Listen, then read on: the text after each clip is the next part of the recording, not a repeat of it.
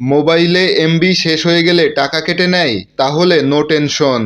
প্রথমেই মাই বাংলা লিংক অ্যাপের মধ্যে চলে আসবেন। আসার পরে যেইখান থেকে আপনাদের কত এমবি আছে দেখা যায়, তো সেইখানে ক্লিক করে দিবেন।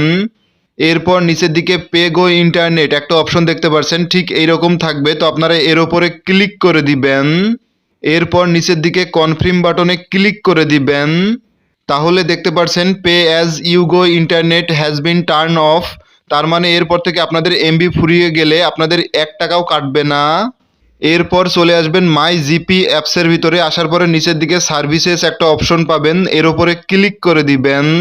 এরপর এইখান থেকে একটু নিচের দিকে নেমে আসবেন। আসার পরে আপনারা দেখতে পারবেন যে পে অ্যাজ ইউ গো নামে একটা অপশন, তো এর ওপরে ক্লিক করে দিবেন।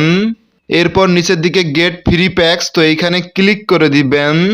তাহলে সাথে সাথে দেখতে পাচ্ছেন turn off internet pay as you go. তার মানে এরপর থেকে আপনার গ্রামীণ সিমে এমবি শেষ হয়ে গেলে আর 1 টাকাও কাটতে পারবে না। রবি, এয়ারটেল এবং টেলিটক সিমের কোনো সঠিক নিয়ম পাইনি, পেলে অবশ্যই ভিডিও আসবে ইনশাল্লাহ।